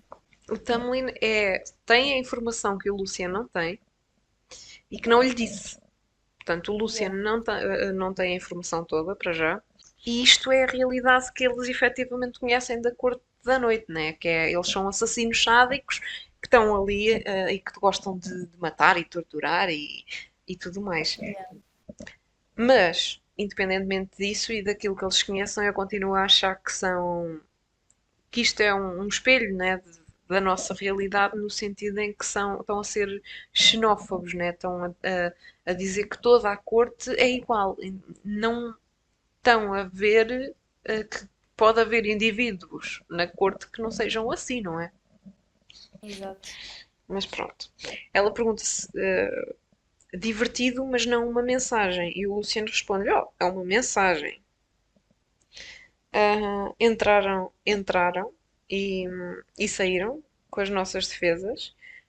Provavelmente cometeram o crime por perto, porque o sangue ainda está fresco. É exatamente o que o Wild Lord da Corte da Noite acharia divertido. O bastardo. Obviamente isto é preocupante, né? Porque aconteceu aquilo tudo na corte deles. Mas o Tamlin diz que tu ainda estás a salvo, isto é só a ideia deles de uma partida. E ela fica, então, mas isto não está conectado à praga? E o Tamlin diz-lhe, só porque eles sabem que a praga está a despertar outra vez e querem que nós, que nós tenhamos consciência que eles estão a rondar a corte da primavera como abutres, se caso as nossas fronteiras caiam e que eu não vou deixar isso acontecer. Ora, lá está, este livro e estas personagens em particular são personagens que fazem suposições e assumem coisas dos outros que podem não ser verdade. E como nós só temos a consciência daquilo que a feira sabe, e a feira está a ser alimentada pela informação que estas personagens estão a dar, nós não temos noção do que é verdade ou não. O Lucian diz-lhe que eles também vão ter o que merecem em breve. Que a expectativa dele é que a praga também os atinja em breve. E o Tamlin volta a reforçar, não é? Que ela está a salvo. E ela volta a pensar na ordem da Suriel de ficar com o High Lord para estar segura. Lá está, pois ele volta a reforçar que aquilo que a Corte da Noite é mortal, mas que aquilo era a ideia do Lorde deles, de uma piada. E que atacar alguém lá, efetivamente, atacar alguém, atacar lá ele, aliás, seria mais problemático do que qualquer lucro que ele tivesse daquilo. E que se as fronteiras falhassem, e se a Corte da Noite invadisse, e depois ela faz o comentário, não é? Que se aquilo era assim atualmente, antigamente, quando os humanos eram escravos, e o Tamlin responde, né, que alguns dias ele sente-se grato por ainda ter sido uma criança, para não ter testemunhado coisas piores, basicamente. Yeah. Ai, mas eu acho que o tamanho faz tão de coitadinho. É assim, hum, nós não temos a completa noção da história dele, temos noção de algumas partes, né? Hum, mas sabemos que ele gostava mais da mãe do que do pai e dos irmãos. E não sei, eu sinto que os feios no geral não sentem as emoções e os laços familiares como nós, humanos. Eles são mais frios, parece-me a mim. E talvez por essa frieza deles eles consigam ter mais distanciamento de pessoas que para nós seriam próximas, não é? Um pai, um irmão, ou o que fosse. Eles têm mais distanciamento. E o facto do pai dele ser uma pessoa que tinha escravos e etc., e dele ser contra, provavelmente pela criação da mãe, eu percebo ao mesmo tempo toda esta cena dele contra os escravos, só que eu acho que isto moldou muito aquilo que ele é e aquilo que ele faz, porque ele é contra a escravatura, é contra os escravos, é contra essas coisas todas e tenta ao máximo fazer parecer aos outros que é contra. Exato. E mesmo que ele tenha atitudes que não são assim tão contra isso, e eu estou a tentar dizer isto de forma a não dar spoilers, né? Mesmo que ele tenha atitudes que não sejam contra isso, ele diz à boca cheia que é contra isso. Eu, por esta altura do livro, já não tinha paciência para ele. Um, e depois a Vera aqui pergunta se os humanos tinham ficado felizes por terem sido libertos, né? E que o Tamlin diz que sim, mas que eles nunca tinham conhecido a liberdade. Ou nunca tinham testemunhado as estações como ela. Então também provavelmente teriam tido dificuldade, né, em adaptar-se a uma vida humana normal. Mas que a maioria deles sim tinha ficado muito feliz por partir. e que ele tinha ficado feliz por os ver ir, mesmo que o pai dele não tivesse. Aqui, isto deixou-me a pensar, não é? Houve algures no tempo, há muitos anos atrás, uma onda enorme de humanos que eram escravos e que foram libertados e que voltaram para o mundo humano. Estes humanos que tiveram ali a viver montes de tempo como escravos no mundo dos feios, de alguma forma podem ter ficado mudados por aquilo tudo. E quando voltaram ao mundo dos humanos, né, viveram as suas vidas, tiveram descendentes. E talvez outra teoria que se possa pegar aqui, não é? Que há aquela teoria de que a família da Feira talvez fosse descendente de Feis, mas também há outra possibilidade, não é? Há a possibilidade da família dela ser descendente destas pessoas. E agora vão ter que ler para saber o resto. Yeah. Pronto, pois ela faz-lhe aqui o reforço, não é? Que ele não é o pai dele, nem os irmãos. Que ele nunca a fez sentir-se como uma prisioneira, apesar dela ser, não é? Que nunca a fez sentir-se como menos. Não, como um pouco mais que gado. Pronto. Sim, pronto. Efetivamente, não. Também não exageremos, ele também nunca a fez sentir-se como gado, não é? Apesar de o elogio inicial ter sido que ela estava limpa, não é? Também não foi demasiado mau. Mas pronto, apesar de tudo, depois dessa conversa e depois do que aconteceu da cabeça e não sei o quê, ela não conseguiu pintar nesse dia. Capítulo 25.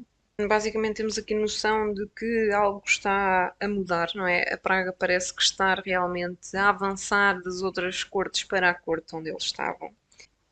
Ela está aqui a ponderar, né, nisto do que aconteceu nos últimos dias, da cabeça, dos Naga, de tudo aquilo que ela já viu que está a acontecer derivado à praga. E depois ela ouve aqui no meio disto tudo, depois ela percebe-se que está a acontecer qualquer coisa, uma espécie de festividades que se aproximam. Aproximam. E aqui é-nos apresentado que é o solstício de verão, que a celebração principal costumava ser na corte de verão, mas que agora as coisas são diferentes, não é? Portanto, também vão ter uma festa do solstício de verão ali. E que ela vai, ao contrário da outra festividade, não é? Ela vai, tu vais. Um, Nós sabemos que nas outras cortes a praga supostamente está pior, então não, é por isso que este evento vai acontecer ali. Também com isto temos noção do tempo que passou, porque se o Kalan Mai era um evento do início da primavera, estamos de repente a ter um evento do solstício de verão. Tipo, eu já referi isso várias vezes, acho que há momentos em que uma pessoa perde um bocadinho noção do tempo a passar porque ela está sempre num mundo de primavera, não é? Ahm, mas já passou muito tempo. Agora sim, efetivamente, já passou imenso tempo, de certeza. Lá está, pois ela também diz aqui que nas semanas que andou a pintar e jantar com o verão, não sei o quê, que tinha chegado o verão. Faz aqui a reflexão da família e do tempo que passou, deles, será que eles acreditavam realmente que ela estava com uma tia? Tatatã. Portanto, desde o início deste livro para aqui, devem-se ter passado pelo menos uns 5 meses Yeah. ou mais, porque ela era pleno inverno quando ela saiu do mundo dos humanos. Já passou a primavera toda e já é verão. Portanto, pelo menos uns 5 meses, se calhar mais até. Exato. Exatamente, faz sentido. Mas é que Hum, nós como leitores, nem damos pelo tempo a passar mesmo. não, porque É, isto tu estás num capítulo. Estás, lá está, praticamente, nós nesta sessão, não é que só estamos a envolver-se em capítulos, nós começámos num evento que se estava a passar tipo no início da primavera e agora estamos no solstício de verão. O solstício de verão por norma acontece que em junho, julho, é junho, pronto, que é tipo o início vá, do verão, vá. Portanto, Yeah. pelo menos 3 meses se passaram. Pronto, ela está na expectativa, não é? Do Tamlin voltar, né? Por causa desta história toda, porque o Tamlin tinha desaparecido na maior parte do dia. Que ela estava preocupada que se aquele evento também envolveria alguma coisa do género do Kalan Mai, uma linha de fadas ali para ele. Ah, pronto, e depois ela ouve a voz do Tamlin e o Lucian a rir. Ah, e ela está a pintar, está a meio das pinturas dela. E depois falamos aqui, não é? Que ela sente-se aliviada, não é? Por eles terem chegado. E, e enquanto vai para ir ter com eles, que a Alice basicamente arrasta para cima, lhe tira as roupas cheias de tinta e dá-lhe um vestido todo ali flowy, não é? Com o cabelo solto, mete-lhe uma grinalda de rosas não, de flores selvagens, uma coroa de flores selvagens em volta da cabeça. E que ela poderia sentir-se acriançada, mas que agora já não está tão magrinha e tão escanceladinha como era, já tem um corpo de mulher, como ela diz mesmo, e portanto está ali toda sexy, né? E ela acha que está ali, que fica bonita, né? Com aquele pormenor. Pronto, quando ela aparece, né? O Lucian faz o comentário, né? Outra vez, que o caldeirão me ferva. Ela parece positivamente feia. Ou seja, está a dizer que ela está com uma aparência que parece mais feia que humana. O que é curioso, não é? E mais uma vez, e eu volto a dizer que já disse anteriormente, eu acho que as pessoas também, lá está, porque têm aquela cena de odiar o tão e apagaram completamente tudo pouco de bom que ele possa ter feito, porque ele aqui até tem uma reação mais normal, né? E diz-lhe que ela está adorável. E depois ela, pronto, diz-lhe, transmite-lhe, né, que está admirada ah, por ir participar no evento. E o Luciano responde-lhe, um, como é que é? Unfortunately, ai, Eh, infelizmente. infelizmente é isso. Infelizmente para ti e para o teu pescoço. Mas olha, que eu gostei mais da. Acho que o Lucian teve uma reação muito melhor do que a do Tamlin. Ele disse tipo, You look lovely. E o Lucian foi mesmo, Cauldron boil me. She looks positively fey. Tipo, Yeah, acho que mas foi ele uma não. reação. Sim, mas ele não está a falar para ela. Sim, sim. É meio que tipo um comentário, tipo, mais para o Tamlin. Tipo, Sim, sim, sim, sim. porque eu continuo a Mas achar que continua a ser sim, sim, sim. uma reação um bocado mais. Sim, sim, sim. Eu acho é que o Lucian, na maior parte das vezes, está a fazer certos comentários e a dizer certas coisas para influenciar o Tamlin. E para fazer Sim, com que ele reaja de certas maneiras. yeah. Porque eu acho que aqui, por exemplo, a reação do Lucian, né, que assobiou e disse isto, fez com que o Tamlin olhasse e reparasse efetivamente nela para que depois sim agisse em conformidade. Ou seja, ele meio que precisa de uma dica para Yeah. agir de forma positiva. E pronto, o que temos conhecimento aqui é que este evento, ao contrário do anterior, é só uma festa normal, vá. Normal ou dentro da normalidade possível, né? E ela faz-lhe a pergunta, né, se ele fica acordado à noite para arranjar as respostas para o dia seguinte. Pronto, depois explicam aqui, né, que o solstício se celebra quando o sol brilha mais que a noite, o dia mais longo do ano.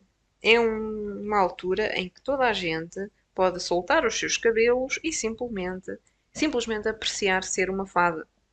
Não uma ai fei ou uma fei, né? Ahm, só nós e nada mais. Ou seja, é meio que uma cerimónia de apreciação a si próprios, independentemente de quem sejam. Que acho até fofo. Portanto, há música, dança e bebida excessiva, diz o Luciano. O Darling, como é que se traduzirá isto? Um, Já estás no 223, não é? não, 222. Uh, é na sequência disto. O Ah, Lucian já está a vi, já dizer. vi, já vi. So they're singing and dancing and drinking and darling. Portanto, cantar, dançar, beber e é que ele até faz um sorriso maldoso, não é? Porque a palavra tem assim um sentido. É, não é cortejar, é tipo, sabes, quando as pessoas estão numa festa e andam tipo devagarinho, a observar e não sei o quê. Tipo, a engatar, vá. Não é bem engatar, é tipo. Como é que eu ia te explicar? É que eu acho que em português não temos uma palavra assim que Pois é seja. isso.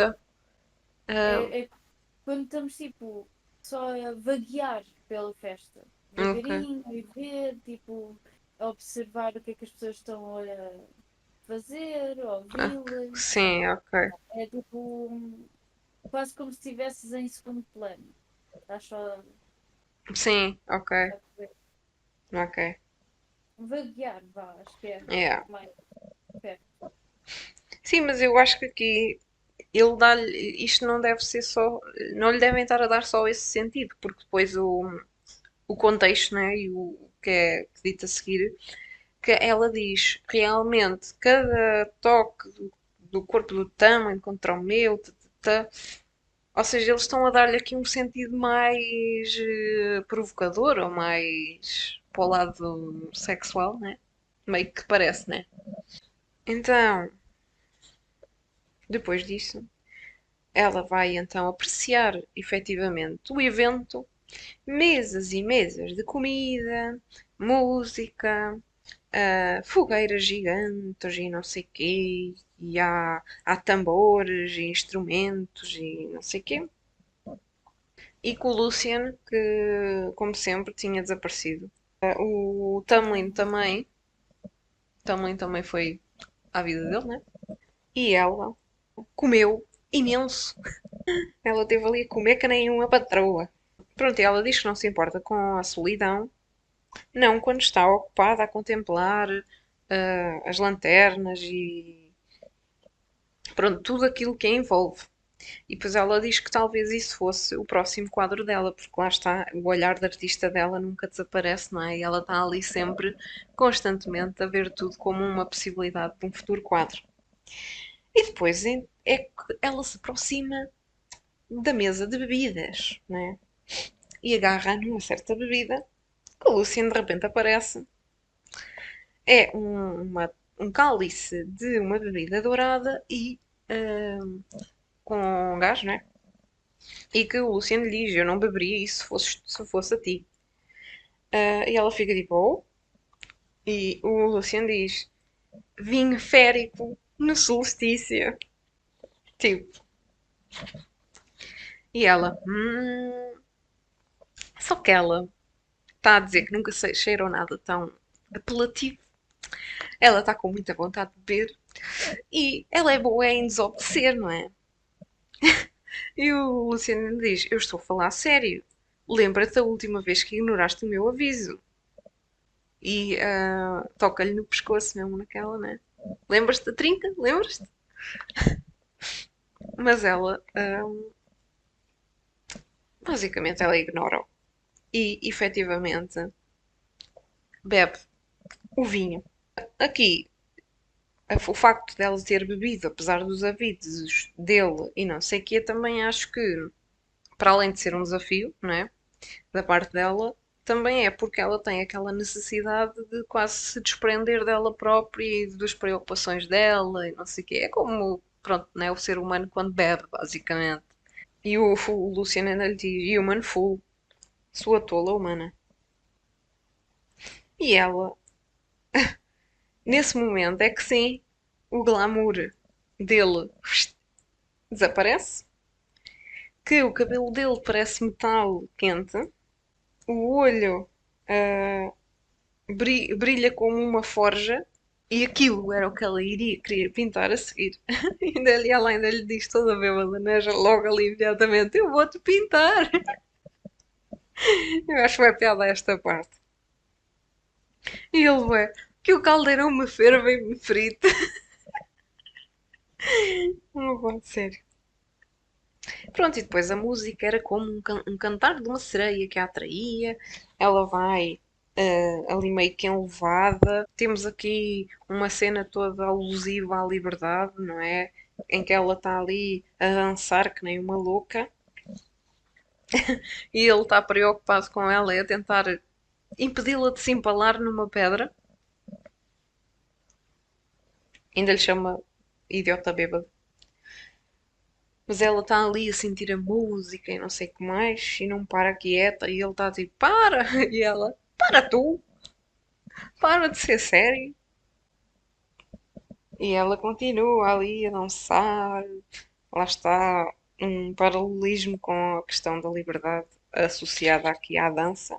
E é então, no meio desta dança toda, aqui no final, no final, está bem, no final, no final da página 225, que ela se percebe que um dos músicos em particular é-lhe familiar, não é?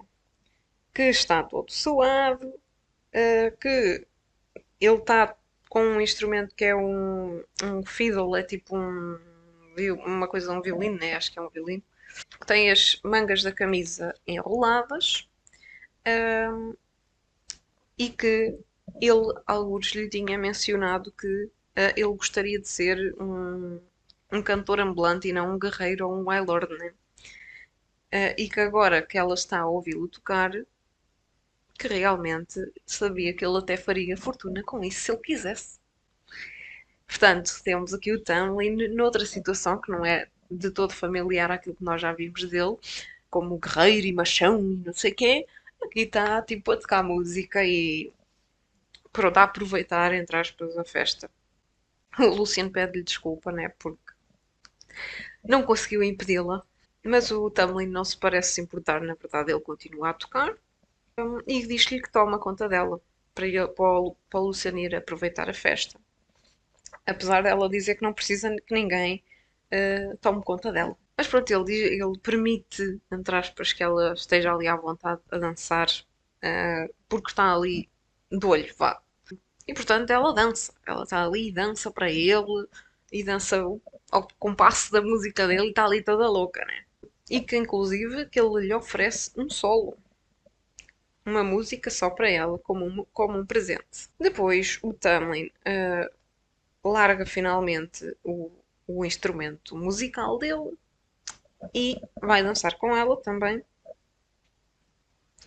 Ela está realmente toda bêbadazinha da vida dela, cheia de raios de sol e não sei quê. E quando ela se apercebe do ambiente, já estava a lua no céu. Portanto, ela passou um dia inteiro a comer, a beber e a dançar. Depois a dançar, a dançar, a dançar, a dançar, sem parar.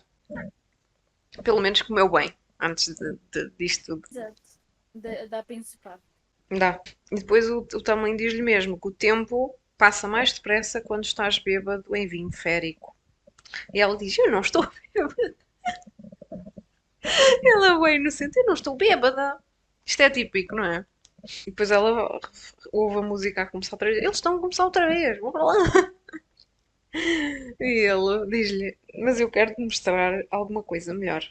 E leva-a para um prado ali perto, vá. Ela está ali toda entusiasmada, pergunta-lhe o que é.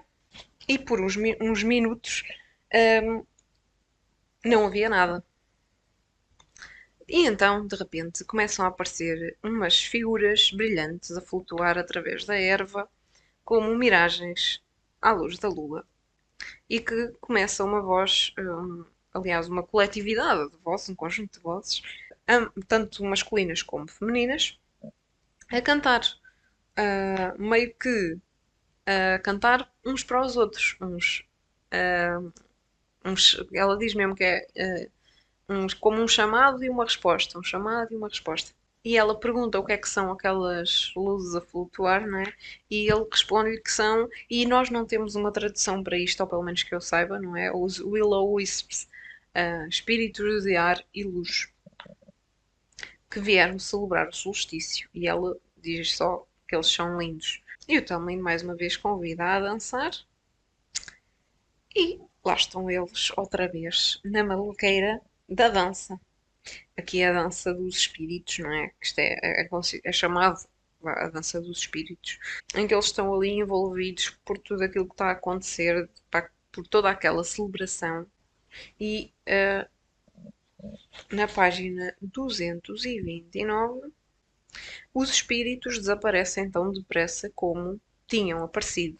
Num piscar de olhos, puf, desapareceram. Mas pronto, isto também está inerente àquilo que é a nossa lenda, salvo seja do que é que são estes Will-O-Wisps, né? Que são coisitas que aparecem e desaparecem. É quase nascer do sol, segundo o que o Tamlin diz. Portanto, tiveram um dia inteiro e uma noite inteira nisto. E ela está ali toda aspidada.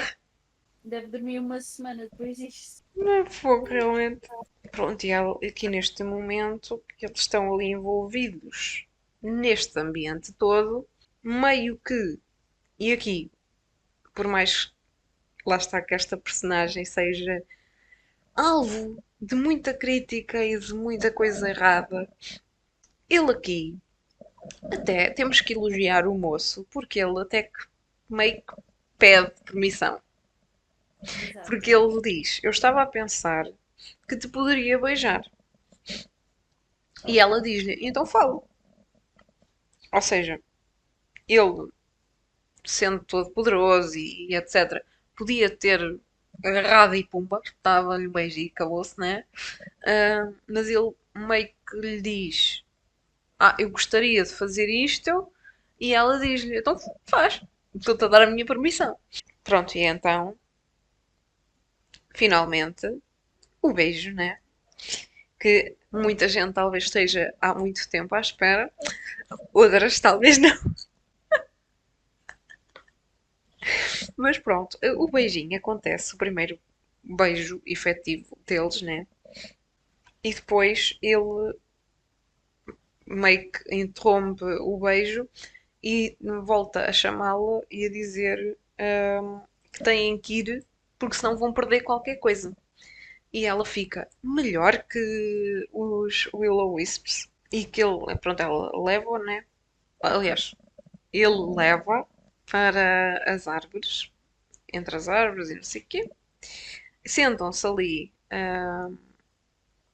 numa, numa zona mais alta, meio casalzinho fofo, não é? Ela ali encostadinha a ele, não sei o quê. E estão ali em silêncio a observar. E que então veem o nascer do sol, não é? Esta cena que nós sabemos mesmo no nosso mundo que é uma coisa tão bonita, imaginando nós aqui num mundo férico. O nascer do sol, todas aquelas cores que são descritas. E eu o que apontei que o, o nascer do sol, para nós, e aqui neste livro acho que também é muito isso que está aqui a dizer, tem quase uma representação de uma esperança de algo melhor, de uma coisa, uma promessa de qualquer coisa boa que possa vir no futuro, né? E ele dá-lhe um beijinho na cabeça, né? Fica ali, ela fica a olhar para ele e o, o Tamlin pergunta-lhe o quê? E ela diz-lhe: O meu pai disse-me que eu deveria deixar as minhas irmãs imaginarem uma vida melhor, um mundo melhor. E eu disse-lhe que não havia nada disso. Eu nunca compreendi, porque eu não podia. Aliás, eu não conseguia acreditar que isso sequer fosse possível. até agora. Lá está, porque ela tinha um fardo tão pesado, né? A vida dela nesse aspecto era tão mais pesada do que a do pai e do que a das irmãs, que ela não conseguia. Ela não conseguia sequer pensar nisso. Enquanto que elas que viviam sob a alçada dela tinham esse espaço de manobra. Pronto, e basicamente depois eles voltam-se a beijar, não é? E ela está. Lá está num momento em que até lhe vêm as lágrimas aos olhos, não é?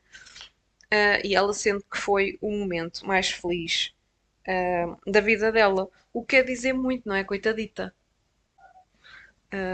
Teve uma vida muito complicada. Incrível. Yeah. E foi assim que acabou o capítulo 25. E portanto, terminamos assim a nossa sessão. Na próxima serão os capítulos 26 a 30. E espero que estejam a gostar mais uma vez desta saga de acompanhar aqui as teorias e etc. E espero que também tenhas gostado, pronto. E, Obrigada. e obrigada por ter estado aqui, né, e a perder o teu tempo. E vemo-nos no próximo vídeo. Tchau!